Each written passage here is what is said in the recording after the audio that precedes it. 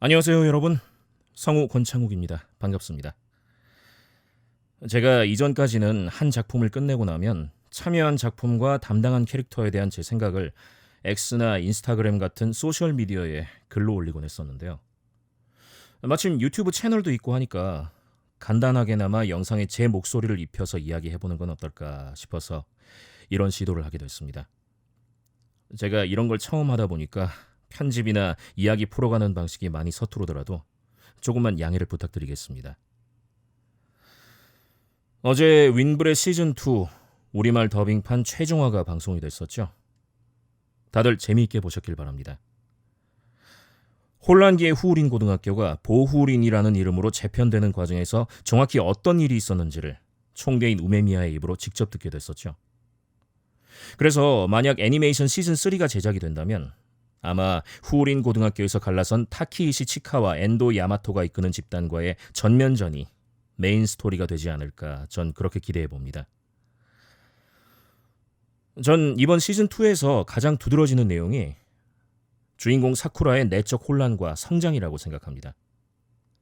작품 초반에 1학년 일반 친구들이 키일과의 싸움에서 당하는 모습을 보면서 몸이 제대로 움직이지 않는 경험을 하고 자기가 늘 혼자라고 생각해왔고 실제로 후린에 오기 전까지 타인에게 마음을 거의 열지 않았던 사쿠라는 자신의 변화에 당황하고 혼란을 겪죠. 그건 네가 그 친구들을 좋아해서다라는 우메미야의 조언에 사쿠라는 왜 이야기가 매번 그렇게 되냐라고 얼굴이 빨개져서 반응하지만 사실 지나고 보니까 우메미야의 말이 맞았어요. 혼자 할 수 있는 일이 많지 않으니 남에게 의지하는 법을 배우라는 코토하와 카지의 조언, 그리고 네 주변 친구들을 믿고 마음껏 뛰어들어오라는 우메미야의 말을 통해서 사쿠라는 자기가 소속감을 가지고 편안한 마음으로 함께 할 수 있는 공동체를 만났다는 걸 조금씩 깨닫게 됩니다. 그리고 사쿠라의 이런 내적 변화를 결정적으로 드러내는 대사가 시즌2 마지막 화에 사람을, 물건을, 마음을 지킨다. 그게 우리 보후린이 할 일 아니냐고. 이거였죠. 그 사쿠라의 입에서요. 우리 보후린이라는 말이 나온 겁니다. 후린 고등학교에 입학하고 다양한 일을 겪으면서 진심으로 보후린의 소속감을 느끼게 된 거죠. 그리고 보후린이 어떤 곳인지를 보여주는 캐릭터가 시즌2부터 본격적으로 등장한 스바키노 타스쿠라고 전 그렇게 봤습니다. 스바키노는 초등학교 때 자신이 예쁘고 귀여운 걸 좋아한다는 사실을 남들에게 밝히기를 꺼렸죠.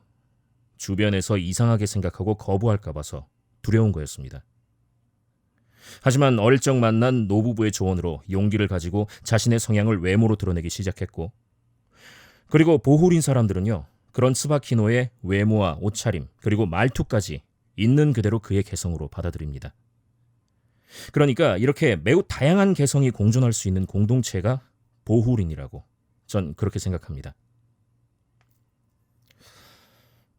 이야기를 제가 맡은 캐릭터인 우메미야 하지메로 돌리자면요.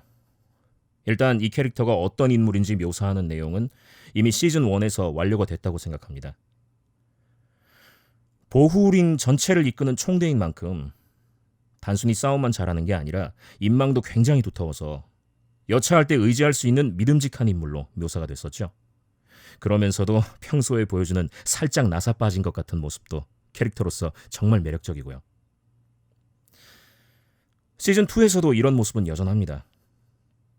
1학년 일반 친구들이 카페 포토스에서 식사 모임을 가질 때 눈치 없이 그 자리에 같이 끼려고 하다가 옆에 있던 히이라기에게 너 저기 절대로 끼지 마 라고 한 소리 들었고, 카지가 옥상에서 사쿠라에게 한 조언을 그 자리에 있다가 우연히 듣고 감동했다면서 기립박수 치다가 부끄러움을 참지 못한 카지에게 안면에 펀치를 얻어맞고 쓰러지기도 하고요. 또한 아직 주변 친구들과 어울리는 게 익숙하지 않은 사쿠라에게 조언을 아끼지 않으면서 시즌2에서 사쿠라의 내면적 성장에 영향을 주기도 합니다. 그러니까 카지에게 히이라기가 있었다면은 사쿠라에게는 현재 우메미야가 있다. 제가 보기엔 그런 느낌이었어요. 제가 우메미야 하지메라는 인물을 그려낼 때 가장 어려웠던 건요.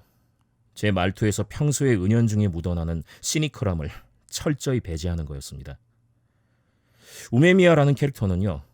보호린 동료든 싸우게 될 상대든 그 앞에 있는 사람이 누가 됐건 간에 절대 회피하지 않고 있는 그대로 그 사람을 받아들이는 그런 사람이거든요. 그래서 어떤 장면에서 어떤 대사를 하든 삐딱한 태도가 나오지 않도록 조심했던 것 같습니다. 이 우메미야가 정말 고등학생이 맞나 싶을 정도로 속이 깊은 캐릭터다 보니까 자기 자신은 물론 주변 사람들에게도 굉장히 성숙한 태도를 보여주죠.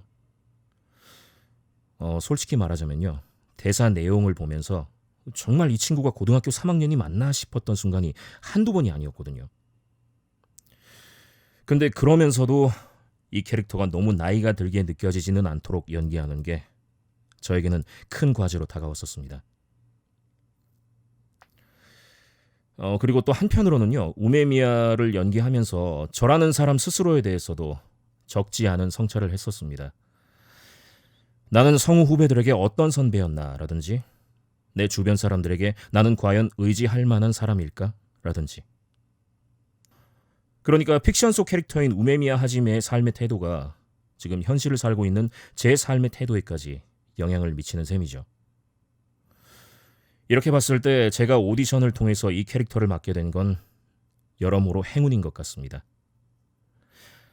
단순히 좋은 작품에 멋진 캐릭터를 맡게 된 정도가 아니라 이 캐릭터를 통해서 좀 더 나은 사람이 되고 싶다는 생각을 하게 됐으니까요. 그리고 작품 외적으로 느낀 점을 말씀드리자면요. 시즌 1이 끝난 후에도 작년에 말씀드렸습니다마는 윈브레라는 이 작품은 저에게 성우로서 생존 차원의 고민을 하게 만든 그런 작품이기도 합니다. 내가 저 정도 연차가 되면 저만큼 좋은 연기를 할 수 있을까라고 스스로에게 묻게 만드는 선배님들이 계셨고 내가 저 연차 때 저 정도 수준의 연기를 했던가라는 의문이 절로 들게 만드는 정말 훌륭한 연기를 들려주는 후배 성우들이 있었고요. 그 선배님들과 후배들을 직접 보면서 나는 과연 앞으로 이 사이에서 어떻게 살아남아야 할까? 이런 걸 많이 고민했었어요. 사실 지금도 고민하고 있고요. 네, 좀 두서없을 수도 있을 긴 이야기 들어주셔서 감사합니다. 앞으로 애니메이션 윈브레 시즌 3가 있다면 거기에서도 또 새로운 모습을 보여드릴 수 있지 않을까? 전 그런 희망을 갖고 싶네요.